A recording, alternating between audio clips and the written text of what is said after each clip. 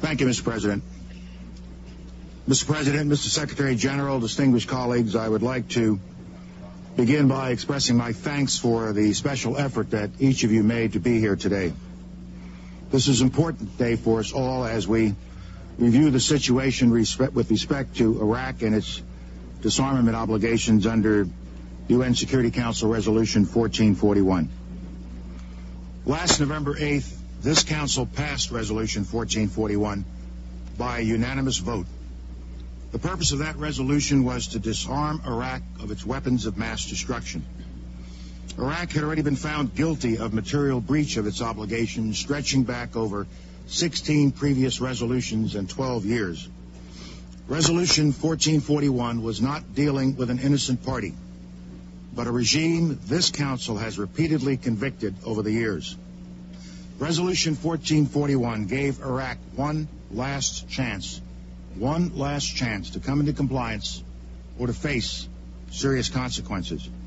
No Council member present and voting on that day had any illusions about the nature and intent of the resolution or what serious consequences meant if Iraq did not comply.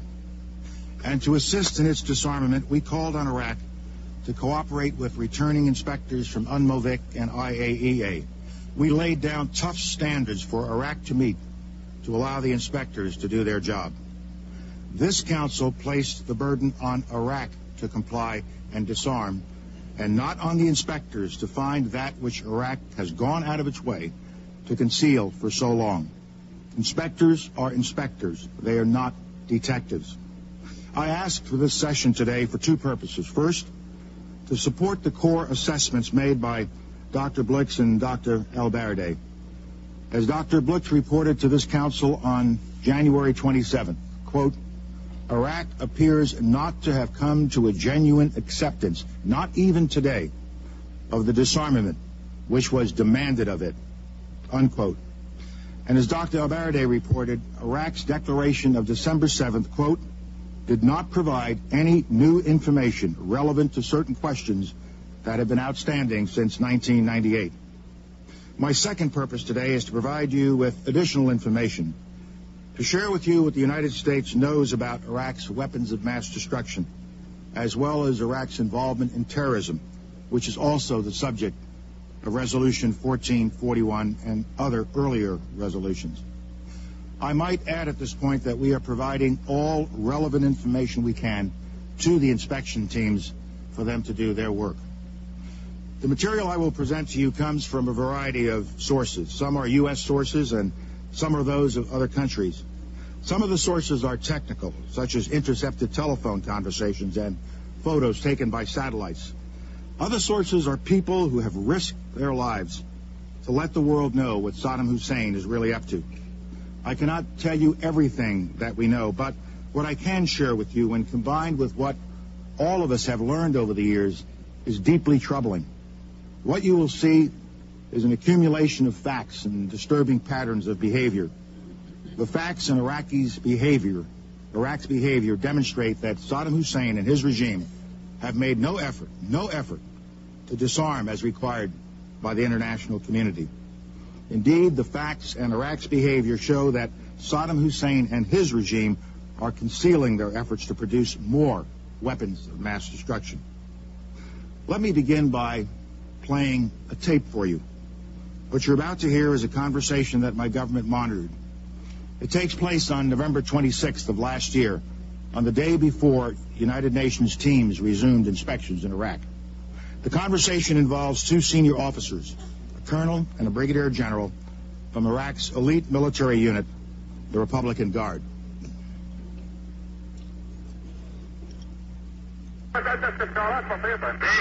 الخطوفات لسه مال الجماعة يحجون ايه مال محمد البرادعي ايه عندنا هاي الحاجة المطورة شنو الجواب عليه هذا خاف واحد يشوفه وجه عندك المطورة ما عندك مطورة بلا عندي واحدة يا اما عامل مال شركة الكندي ها مال الكندي ايه ما جاني رحمة الصبح وصاروا عندي ملاحظات اني اخاف الدوم بطيء فيه احنا خلينا ما ضل كل شيء ما شاء الله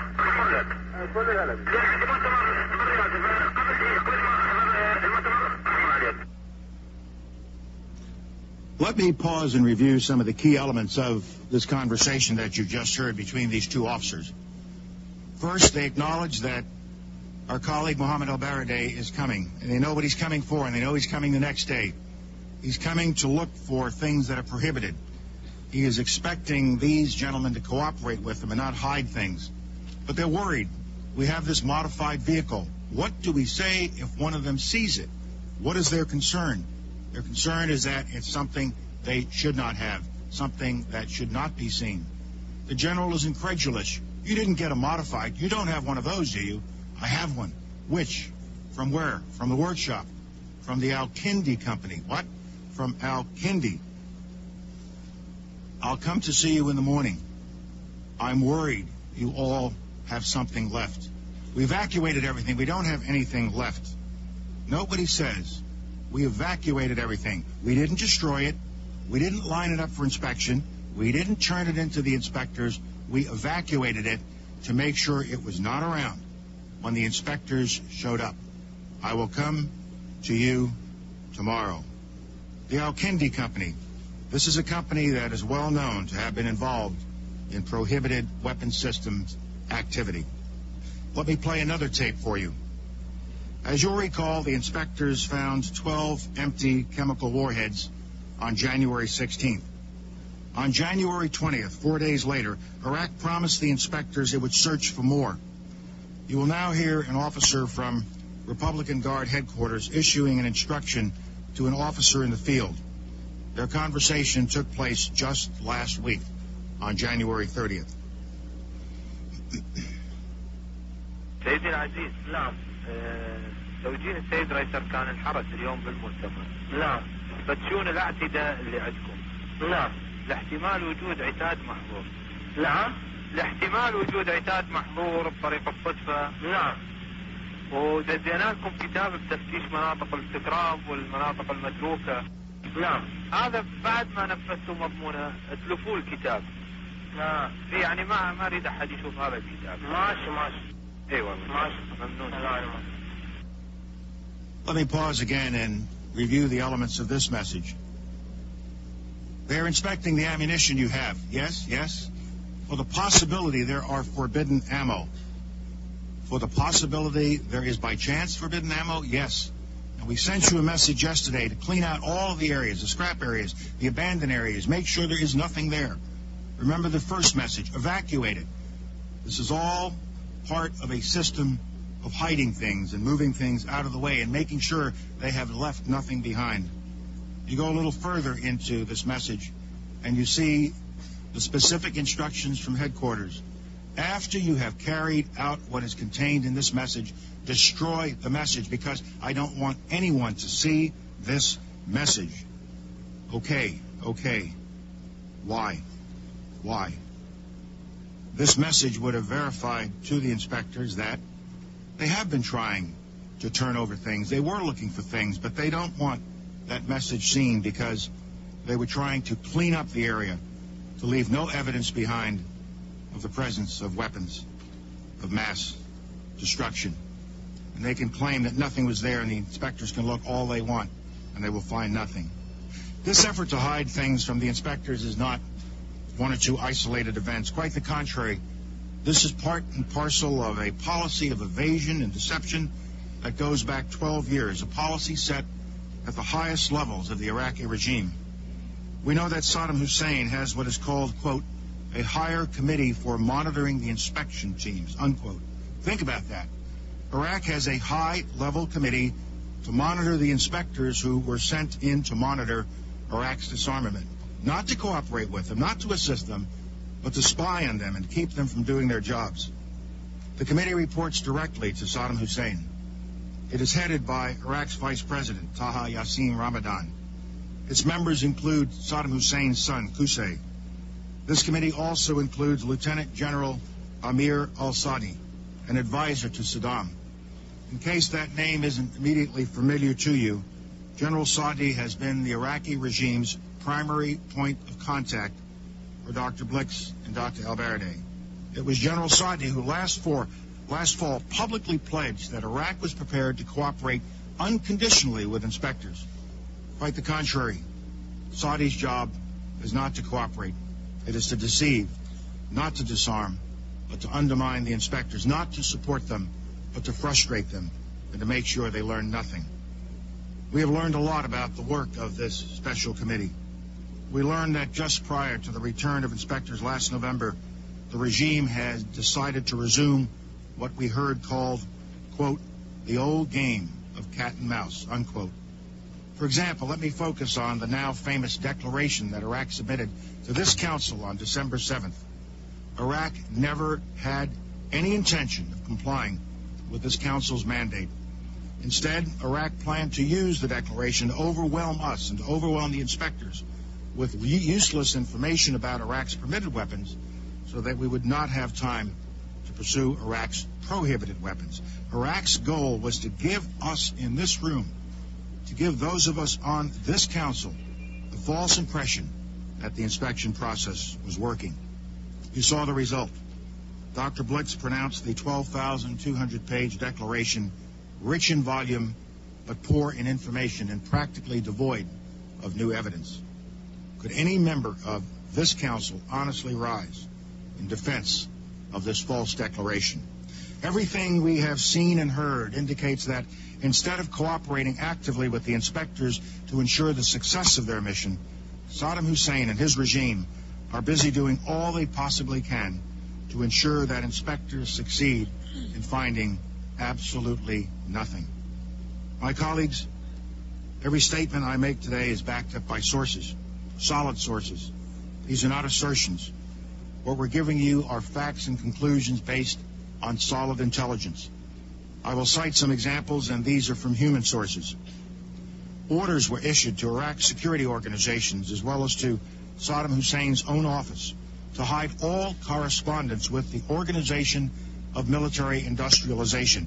This is the organization that oversees Iraq's weapons of mass destruction activities. Make sure there are no documents left which would connect you to the OMI.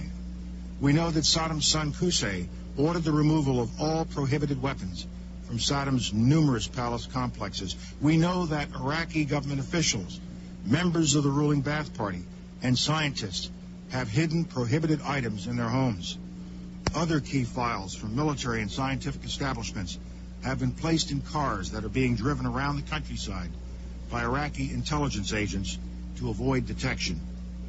Thanks to intelligence they were provided, the inspectors recently found dramatic confirmation of these reports. When they searched the home of an Iraqi nuclear scientist, they uncovered roughly 2,000 pages of documents. You see them here being brought out of the home and placed in UN hands. Some of the material is classified and related to Iraq's nuclear program.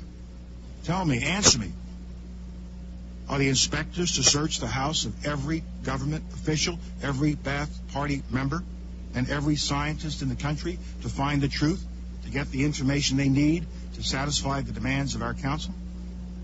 Our sources tell us that in some cases, the hard drives of computers at Iraqi weapons facilities were replaced. Who took the hard drives? Where did they go? What's being hidden? Why? There's only one answer to the why: to deceive, to hide, to keep from the inspectors. Numerous human sources tell us that the Iraqis are moving not just documents and hard drives, but weapons of mass destruction to keep them from being found by inspectors. While we were here in this council chamber debating Resolution 1441 last fall, we know from sources that a missile brigade outside Baghdad was dispersing rocket launchers and warheads containing biological warfare agent to various locations, distributing them to various locations in western Iraq. Most of the launchers and warheads had been hidden in large groves of palm trees and were to be moved every 1 to 4 weeks to escape detection. We also have satellite photos that indicate that banned materials have recently been moved from a number of Iraqi weapons of mass destruction facilities. Let me say a word about satellite images before I show a couple. The photos that I am about to show you are sometimes hard for the average person to interpret, hard for me. The painstaking work of photo analysis takes experts with years and years of experience poring for hours and hours over light tables. But as I show you these images, I will try to capture and explain what they mean, what they indicate to our imagery specialists. Let's look at one. This one is about a weapons munition facility, a facility that holds ammunition at a place called Taji. This is one of about 65 such facilities in Iraq. We know that this one has housed chemical munitions. In fact, this is where the Iraqis recently came up with the additional 4 chemical weapon shells. Here you see 15 munitions bunkers in yellow and red outlines. The 4 that are in red squares represent active chemical munitions bunkers. How do I know that? How can I say that? Let me give you a closer look. Look at the image on the left. On the left is a close-up of one of the 4 chemical bunkers. The 2 arrows indicate the presence of sure signs that the bunkers are storing chemical munitions. The arrow at the top that says security points to a facility that is a signature item for this kind of bunker. Inside that facility are special guards and special equipment to monitor any leakage that might come out of the bunker. The truck you also see is a signature item. It's a decontamination vehicle in case something goes wrong. This is characteristic of those 4 bunkers. The special security facility and the decontamination vehicle will be in the area. If not at any one of them or one of the other, it is moving around those 4, and it moves as it needed to move as people are working in the different bunkers. Now look at the picture on the right. You are now looking at 2 of those sanitized bunkers. The signature vehicles are gone. The tents are gone. It's been cleaned up, and it was done on the 22nd of December as the UN inspection team is arriving, and you can see the inspection vehicles arriving in the lower portion of the picture on the right. The bunkers are clean when the inspectors get there. They found nothing. This sequence of events raises the worrisome suspicion that Iraq had been tipped off to the forthcoming inspections at Taji. As it did throughout the 1990s, we know that Iraq today is actively using its considerable intelligence capabilities to hide its illicit activities. From our sources, we know that inspectors are under constant surveillance by an army of Iraqi intelligence operatives. Iraq is relentlessly attempting to tap all of their communications, both voice and electronics. I would call my colleagues' attention to the fine paper that the United Kingdom distributed yesterday, which describes in exquisite detail Iraqi deception activities. In this next example, you will see the type of concealment activity Iraq has undertaken in response to the resumption of inspections. Indeed, in November 2002, just when the inspections were about to resume, this type of activity spiked. Here are 3 examples. At this ballistic missile site on November 10th, we saw a cargo truck preparing to move ballistic missile components. At this biological weapons-related facility on November 25th, just 2 days before inspections resumed, this truck caravan appeared, something we almost never see at this facility, and we monitor it carefully and regularly. At this ballistic missile facility, again, 2 days before inspections began, 5 large cargo trucks appeared, along with the truck-mounted crane to move missiles. We saw this kind of house cleaning at close to 30 sites. Days after this activity, the vehicles and the equipment that I've just highlighted disappear, and the site returns to patterns of normalcy. We don't know precisely what Iraq was moving, but the inspectors already knew about these sites, so Iraq knew that they would be coming. We must ask ourselves, why would Iraq suddenly move equipment of this nature before inspections if they were anxious to demonstrate what they had or did not have? Remember the first intercept in which 2 Iraqis talked about the need to hide a modified vehicle from the inspectors. Where did Iraq take all of this equipment? Why wasn't it presented to the inspectors? Iraq also has refused to permit any U-2 reconnaissance flights that would give the inspectors a better sense of what's being moved before, during, and after inspections. This refusal to allow this kind of reconnaissance is in direct, specific violation of operative paragraph 7 of our resolution 1441. Saddam Hussein and his regime are not just trying to conceal weapons, they're also trying to hide people. You know the basic facts. Iraq has not complied with its obligation to allow immediate, unimpeded, unrestricted, and private access to all officials and other persons as required by Resolution 1441. The regime only allows interviews with inspectors in the presence of an Iraqi official, a minder. The official Iraqi organization charged with facilitating inspections announced publicly and announced ominously that, quote, nobody is ready to leave Iraq to be interviewed. Iraqi Vice President Ramadan accused the inspectors of conducting espionage, a veiled threat that anyone cooperating with UN inspectors was committing treason. Iraq did not meet its obligations under 1441 to provide a comprehensive list of scientists associated with its weapons of mass destruction programs. Iraq's list was out of date, contained only about 500 names, despite the fact that UNSCOM had earlier put together a list of about 3,500 names.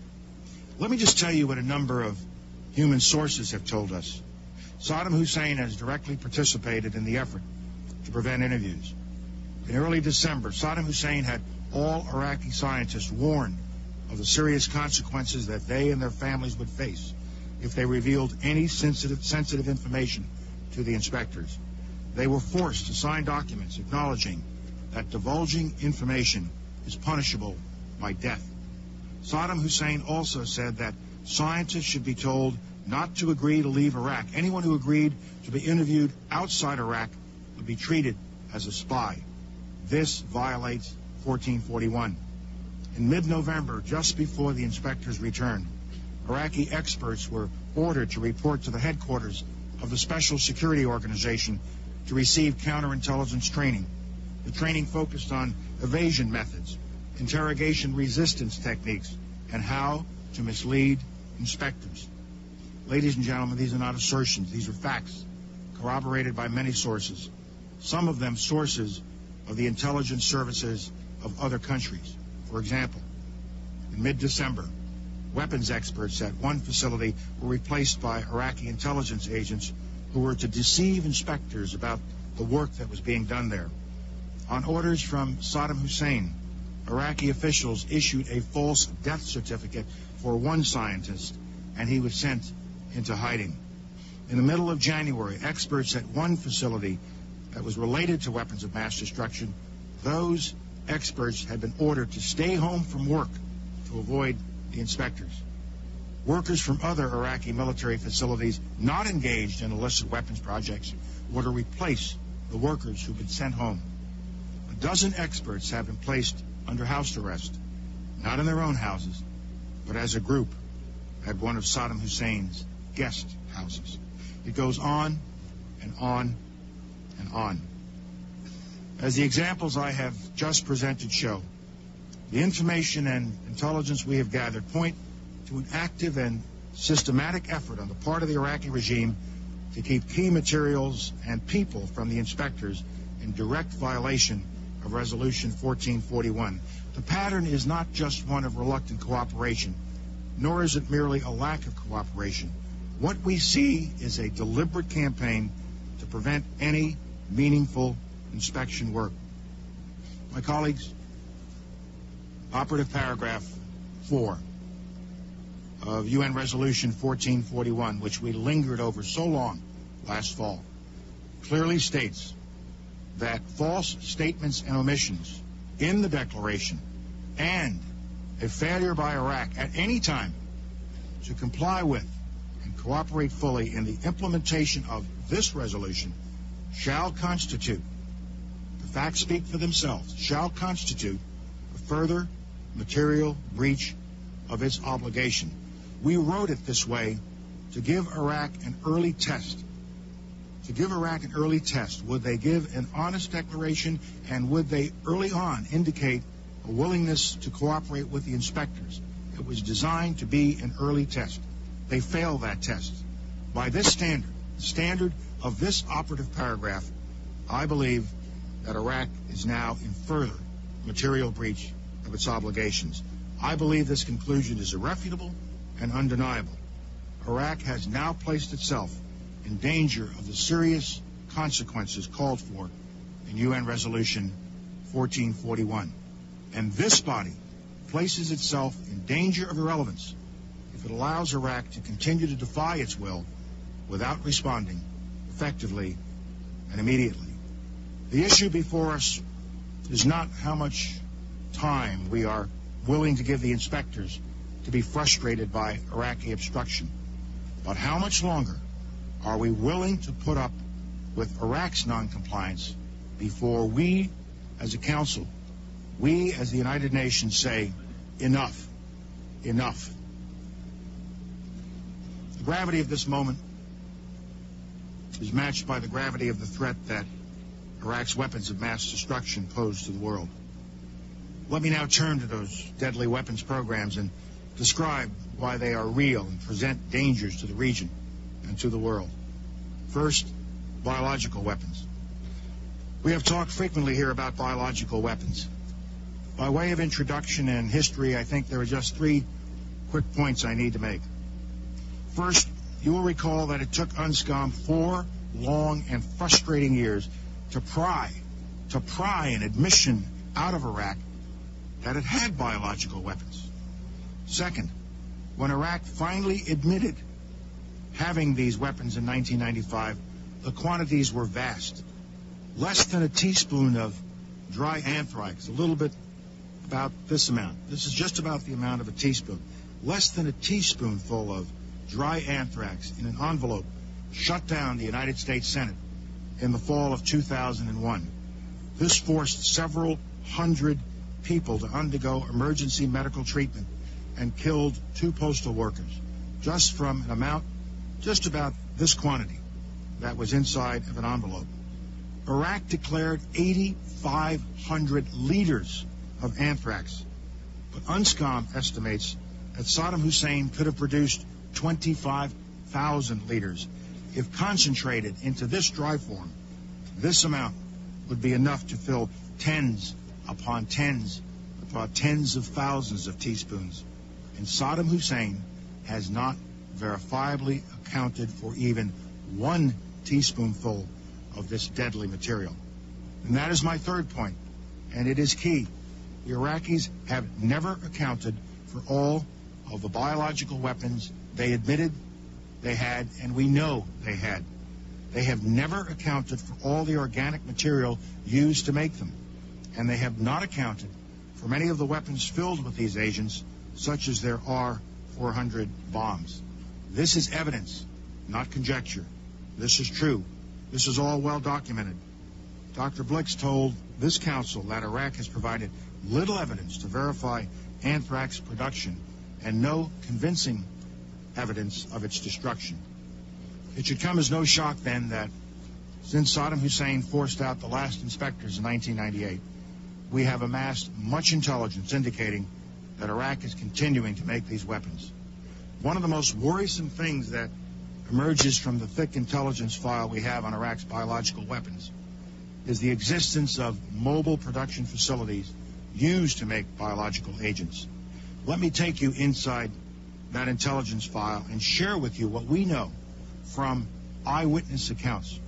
We have first-hand descriptions of biological weapons factories on wheels and on rails.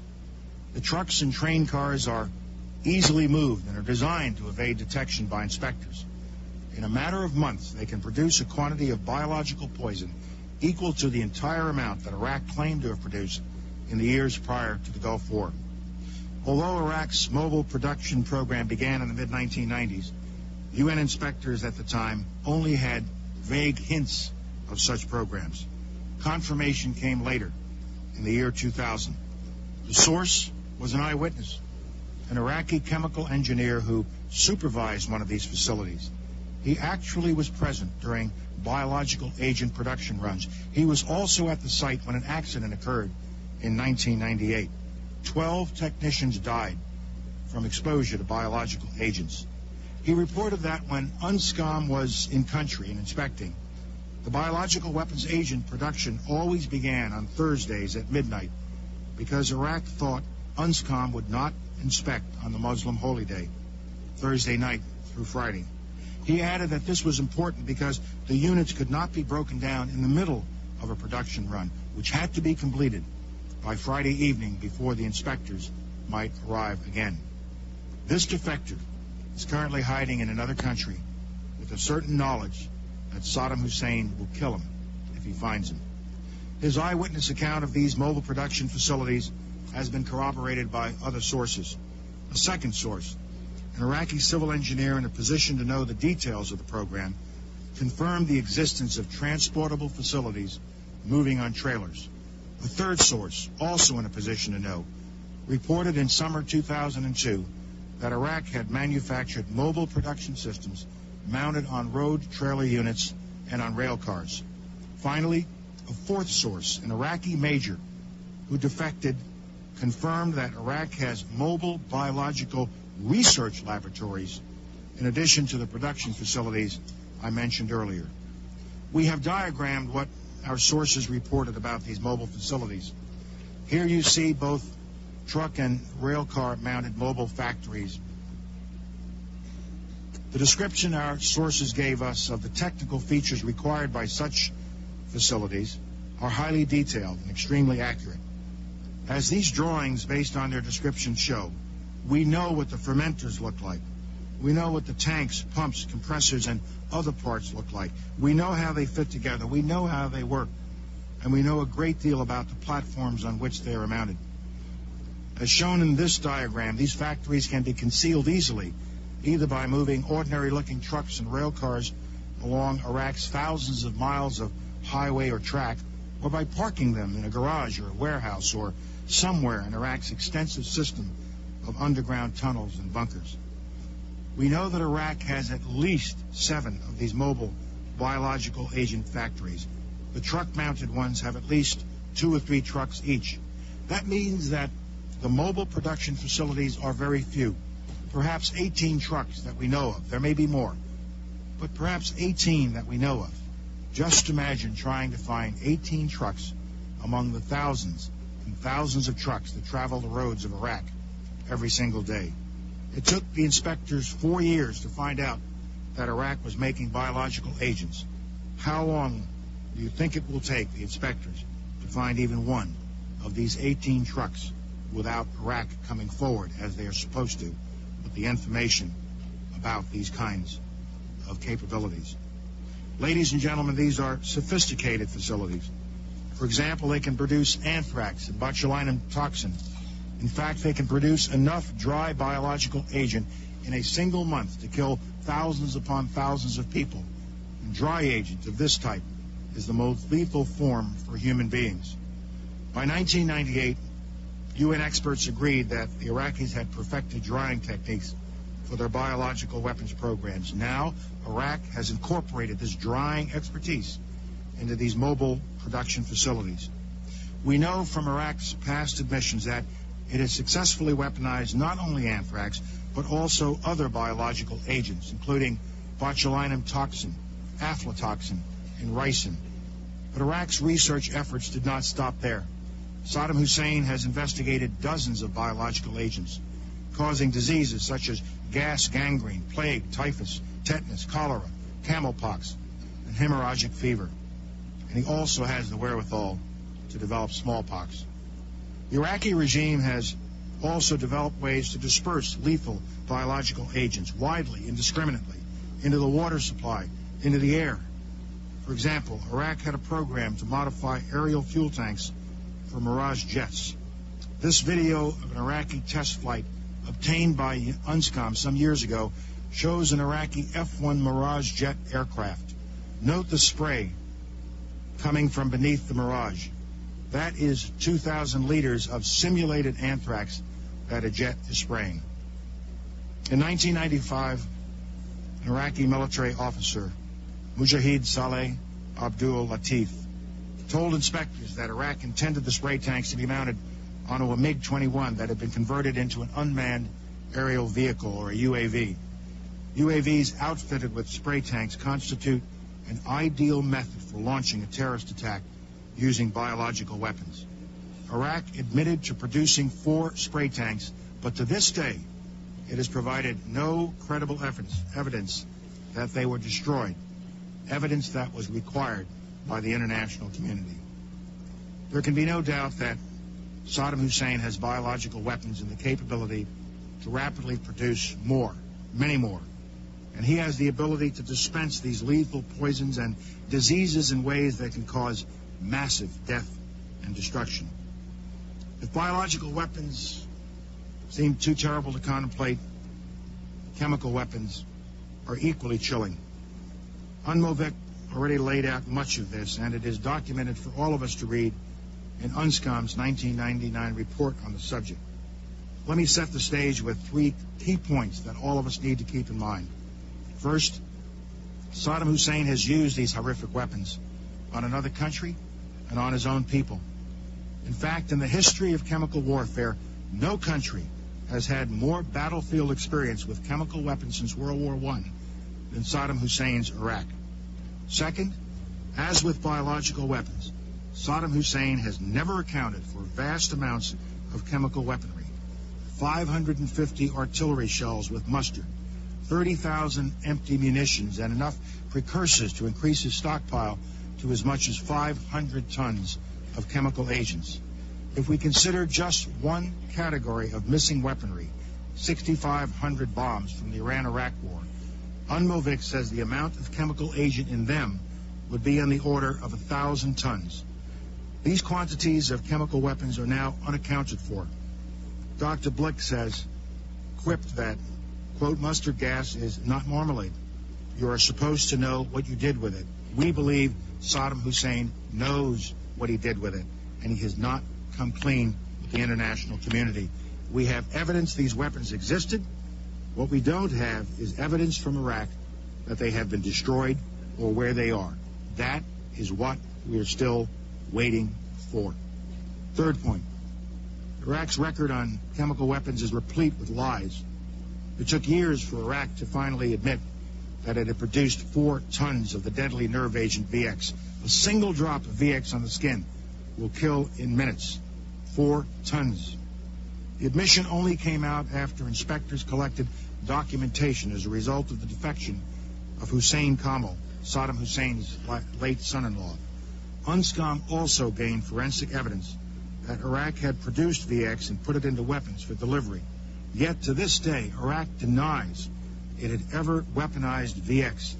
And on January 10, 27, UNMOVIC told this council that it has information that conflicts with the Iraqi account of its VX program. We know that Iraq has embedded key portions of its illicit chemical weapons infrastructure within its legitimate civilian industry. To all outward appearances, even to experts, the infrastructure looks like an ordinary civilian operation.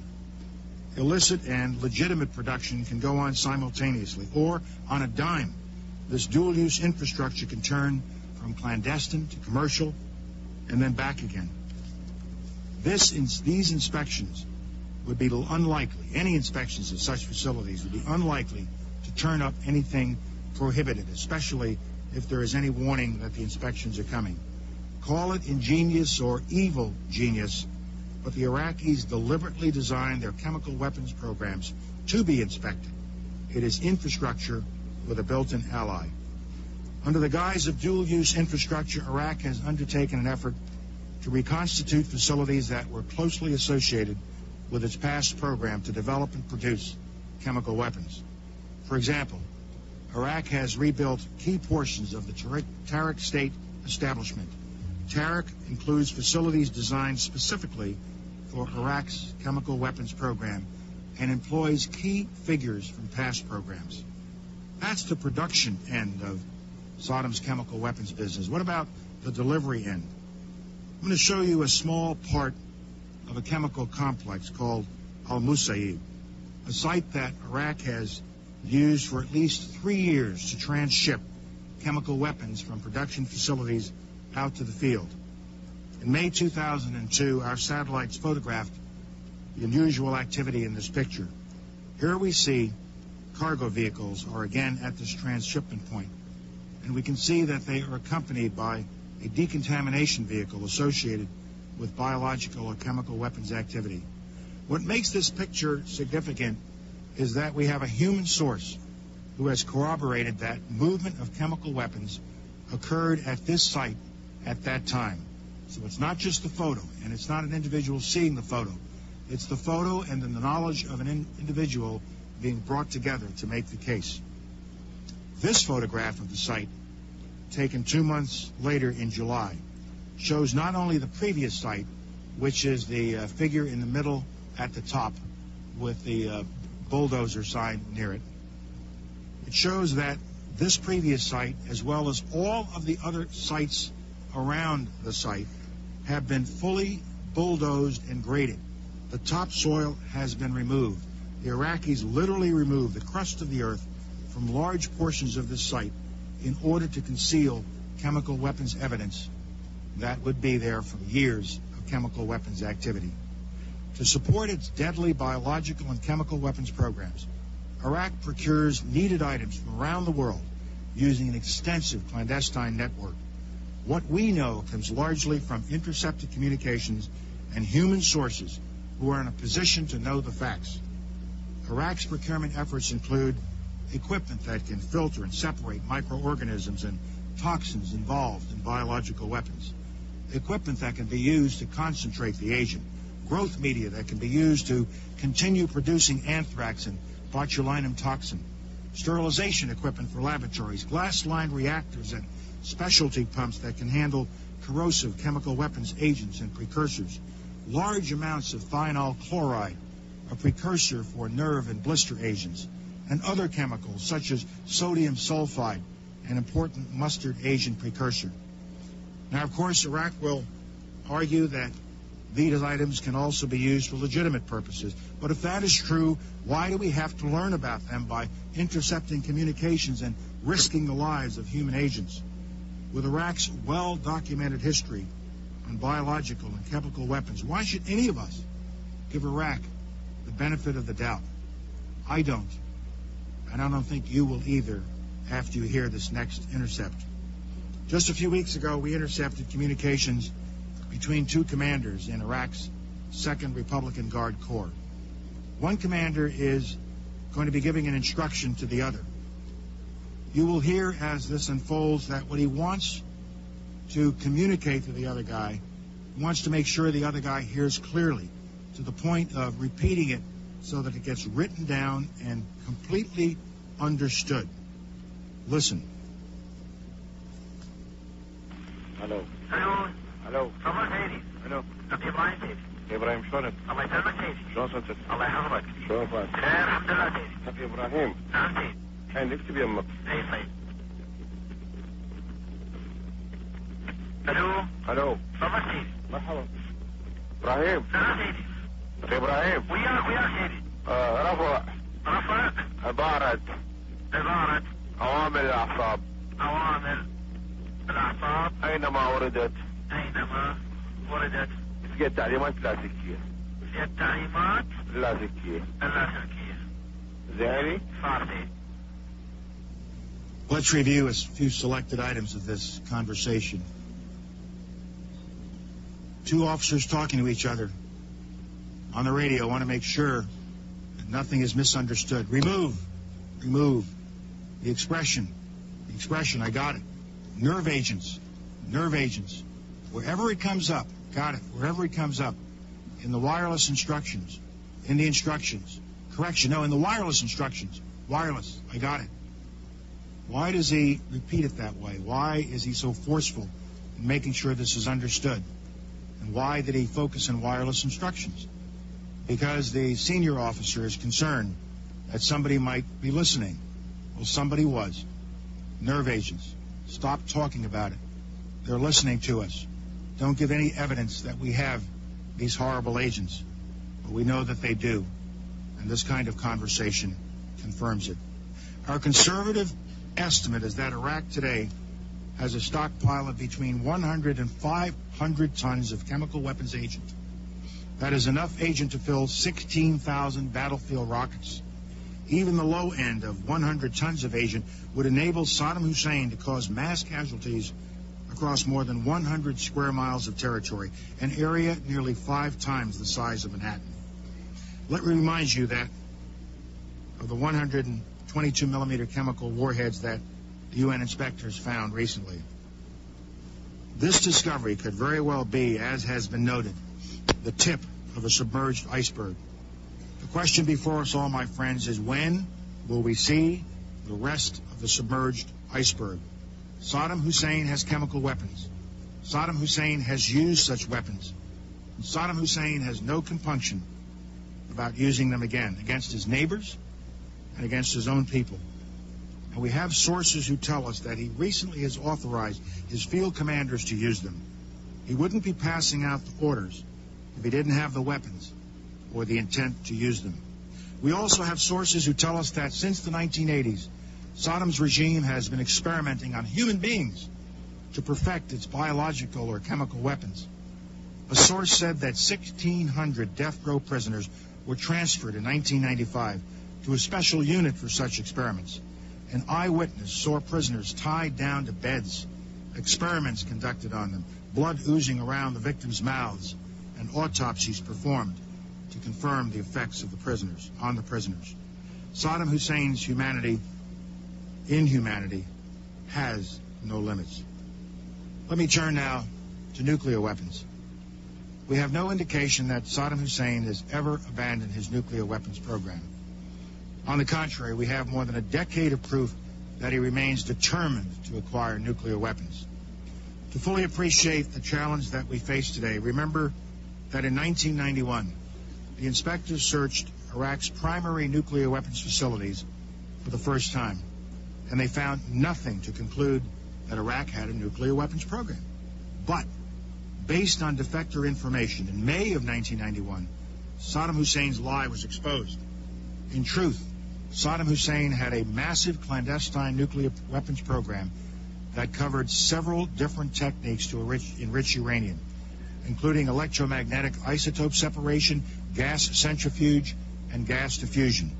We estimate that this illicit program cost the Iraqis several $billions. Nonetheless, Iraq continued to tell the IAEA that it had no nuclear weapons program. If Saddam had not been stopped, Iraq could have produced a nuclear bomb by 1993, years earlier than most worst-case assessments that had been made before the war. In 1995, as a result of another defector, we find out that after his invasion of Kuwait, Saddam Hussein had initiated a crash program to build a crude nuclear weapon in violation of Iraq's UN obligations. Saddam Hussein already possesses 2 out of the 3 key components needed to build a nuclear bomb. He has a cadre of nuclear scientists with the expertise, and he has a bomb design. Since 1998, his efforts to reconstitute his nuclear program have been focused on acquiring the third and last component, sufficient fissile material to produce a nuclear explosion. To make the fissile material, he needs to develop an ability to enrich uranium. Saddam Hussein is determined to get his hands on a nuclear bomb. He is so determined that he has made repeated covert attempts to acquire high-specification aluminum tubes from 11 different countries, even after inspections resumed. These tubes are controlled by the Nuclear Suppliers Group precisely because they can be used as centrifuges for enriching uranium.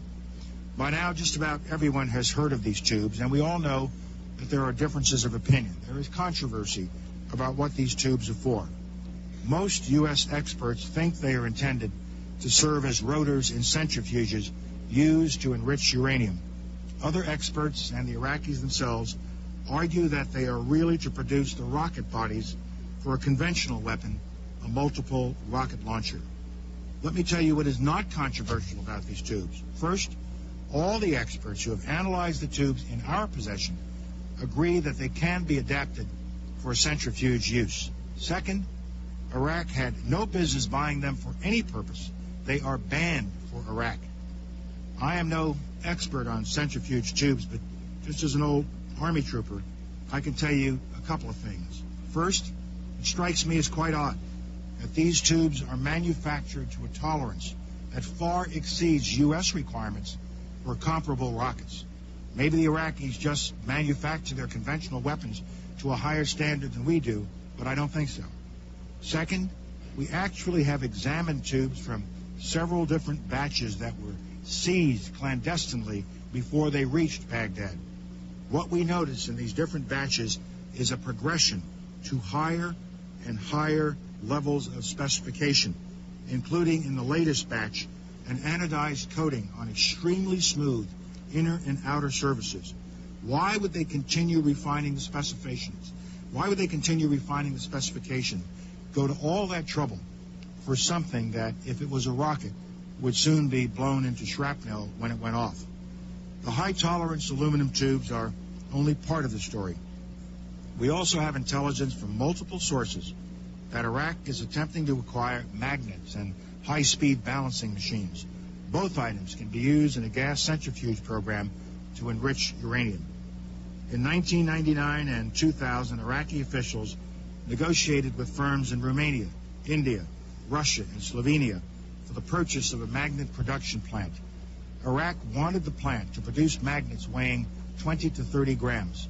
That's the same weight as the magnets used in Iraq's gas centrifuge program before the Gulf War.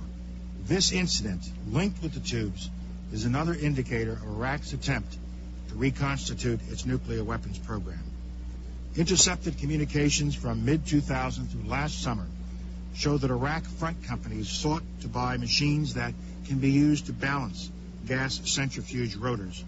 One of these companies also had been involved in a failed effort in 2001 to smuggle aluminum tubes into Iraq. People will continue to debate this issue, but there is no doubt in my mind these illicit procurement efforts show that Saddam Hussein is very much focused on putting in place the key missing piece from his nuclear weapons program, the ability to produce fissile material. He also has been busy trying to maintain the other key parts of his nuclear program, particularly his cadre of key nuclear scientists. It is noteworthy that over the last 18 months, Saddam Hussein has paid increasing personal attention to Iraqi's top nuclear scientists, a group that the government-controlled press calls openly his nuclear mujahideen. He regularly exhorts them and praises their progress. Progress towards what end? Long ago, the Security Council, this council, required Iraq to halt all nuclear activities of any kind.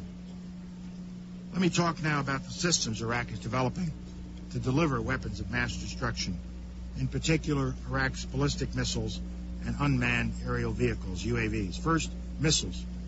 We all remember that before the Gulf War, Saddam Hussein's goal was missiles that flew not just hundreds, but thousands of kilometers. He wanted to strike not only his neighbors, but also nations far beyond his borders. While inspectors destroyed most of the prohibited ballistic missiles, numerous intelligence reports over the past decade from sources inside Iraq indicate that Saddam Hussein retains a covert force of up to a few dozen Scud variant ballistic missiles. These are missiles with a range of 650 to 900 kilometers. We know from intelligence and Iraq's own admissions that Iraq's alleged permitted ballistic missiles, the Al-Samud II and the Al-Fatah, violate the 150-kilometer limit established by this council in Resolution 687. These are prohibited systems. UNMOVIC has also reported that Iraq has illegally imported 380 SA-2 rocket engines. These are likely for use in the Al-Samud II. Their import was illegal on 3 counts. Resolution 687 prohibited all military shipments into Iraq. UNSCOM specifically prohibited use of these engines in surface-to-surface missiles. And finally, as we have just noted, they are for a system that exceeds the 150-kilometer range limit. Worst of all, some of these engines were acquired as late as December after this council passed Resolution 1441.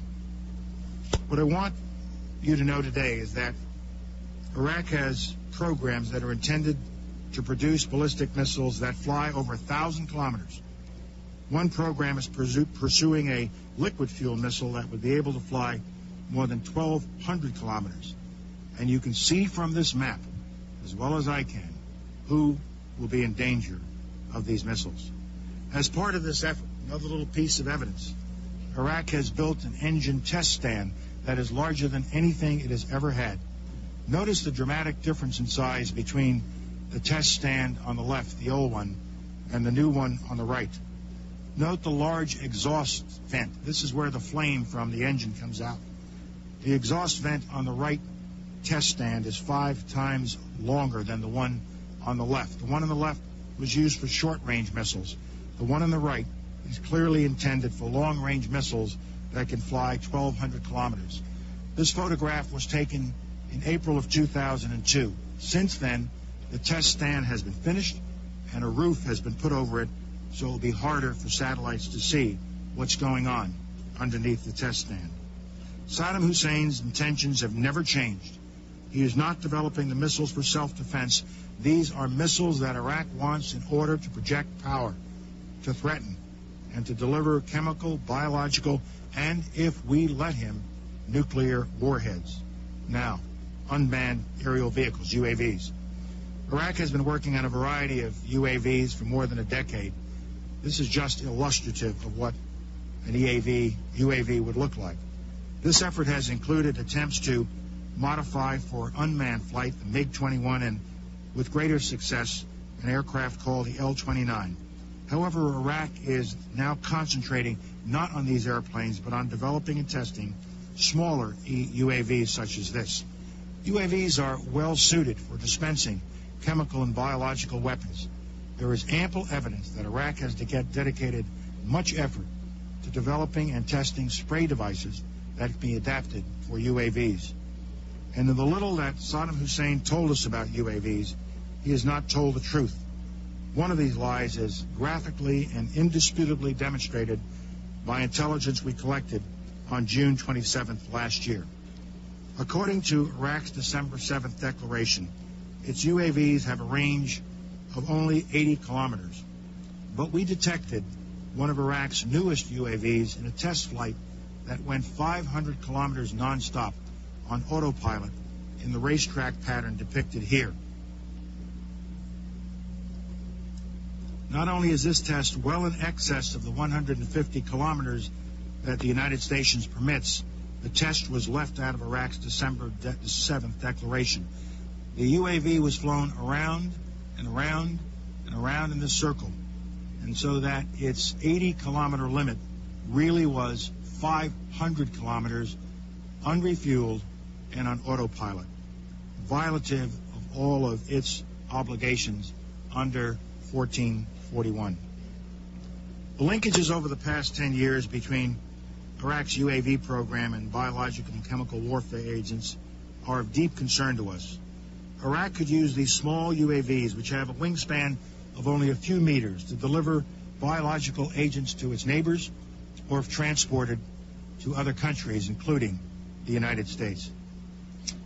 My friends, the information I have presented to you about these terrible weapons and about Iraq's continued flaunting of its obligations under Security Council Resolution 1441 links to a subject I now want to spend a little bit of time on, and that has to do with terrorism.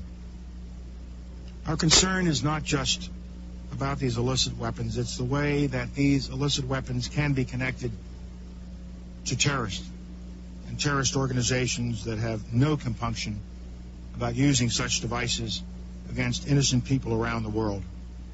Iraq and terrorism go back decades. Baghdad trains Palestine Liberation Front members in small arms and explosives.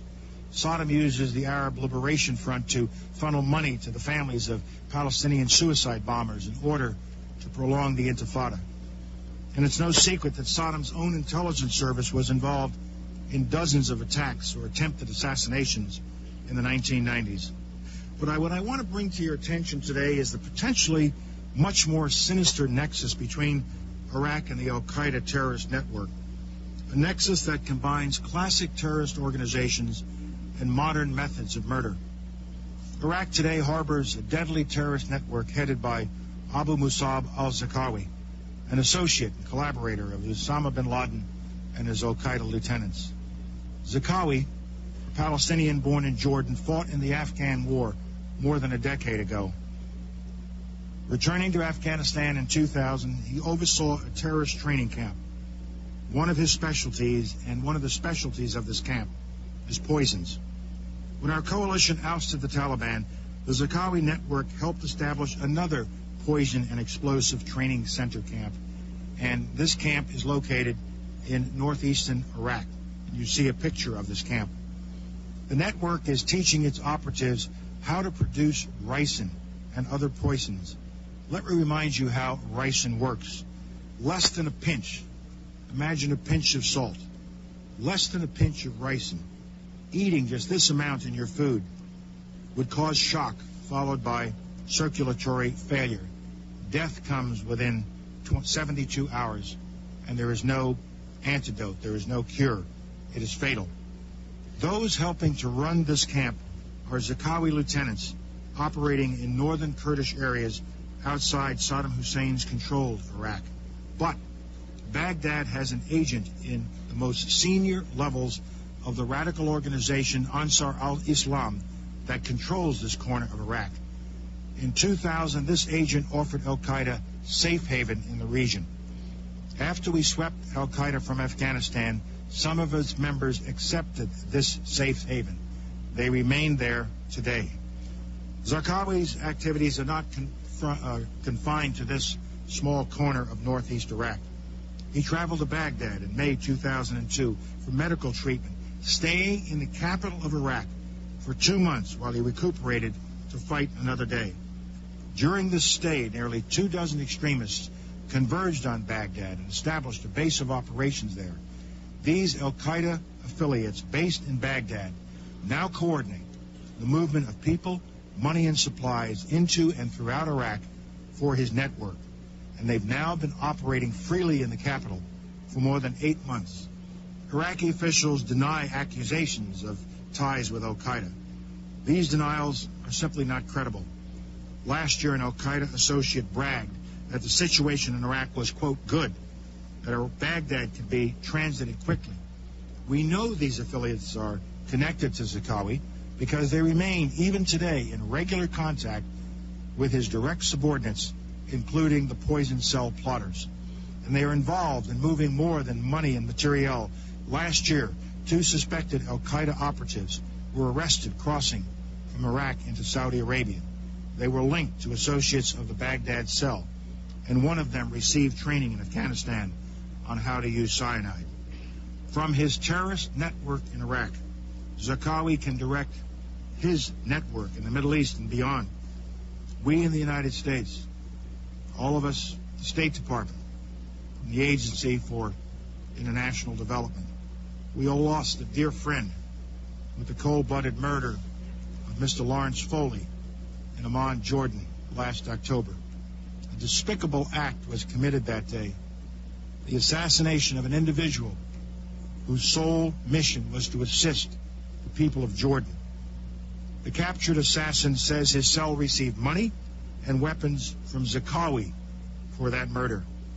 After the attack, an associate of the assassin left Jordan to go to Iraq to obtain weapons and explosives for further operations. Iraqi officials protest that they are not aware of the whereabouts of Zarqawi or of any of his associates. Again, these protests are not credible. We know of Zarqawi's activities in Baghdad. I described them earlier. Now, let me add one other fact. We asked a friendly security service to approach Baghdad about extraditing Zarqawi and providing information about him and his close associates. This service contacted Iraqi officials twice, and we passed details that should have made it easy to find Zarqawi. The network remains in Baghdad. Zarqawi still remains at large to come and go. As my colleagues around this table and as the citizens they represent in Europe know, Zarqawi's terrorism is not confined to the Middle East. Zarqawi and his network have plotted terrorist actions against countries including France, Britain, Spain, Italy, Germany, and Russia. According to detainees, Abu Atiyah, who graduated from Zarqawi's terrorist camp in Afghanistan, tasked at least 9 North African extremists in 2001 to travel to Europe to conduct poison and explosive attacks. Since last year, members of this network have been apprehended in France, Britain, Spain, and Italy. By our last count, 116 operatives connected to this global web have been arrested. The chart you are seeing shows the network in Europe. We know about this European network, and we know about its links to Zarqawi because the detainee who provided the information about the targets also provided the names of members of the network. 3 of those he identified by name were arrested in France last December. In the apartments of the terrorists, authorities found circuits for explosive devices and a list of ingredients to make toxins. The detainee who helped piece this together says the plot also targeted Britain. Later evidence again proved him right. When the British unearthed a cell there just last month, 1 British police officer was murdered during the disruption of the cell. We also know that Zarqawi's colleagues have been active in the Pankisi Gorge, Georgia, and in Chechnya, Russia. The plotting to which they are linked is not mere chatter. Members of Zarqawi's network say their goal was to kill Russians with toxins. We are not surprised that Iraq is harboring Zarqawi and his subordinates. This understanding builds on decades-long experience with respect to ties between Iraq and al-Qaeda. Going back to the early and mid-1990s, when bin Laden was based in Sudan, an al-Qaeda source tells us that Saddam and bin Laden reached an understanding that al-Qaeda would no longer support activities against Baghdad. Early al-Qaeda ties were forged by secret high-level intelligence service contacts with al-Qaeda, secret Iraqi intelligence high-level contacts with al-Qaeda. We know members of both organizations met repeatedly and have met at least 8 times at very senior levels since the early 1990s. In 1996, the Foreign Security Service tells us that bin Laden met with a senior Iraqi intelligence official in Khartoum and later met the director of the Iraqi intelligence service. Saddam became more interested as he saw al-Qaeda's appalling attacks. A detained al-Qaeda member tells us that Saddam was more willing to assist al-Qaeda after the 1998 bombings of our embassies in Kenya and Tanzania. Saddam was also impressed by al-Qaeda's attacks on the USS Cole in Yemen in October 2000. Iraqis continued to visit bin Laden in his new home in Afghanistan. A senior defector, one of Saddam's former intelligence chiefs in Europe, says Saddam sent his agents to Afghanistan sometime in the mid-1990s to provide training to al-Qaeda members on document forgery.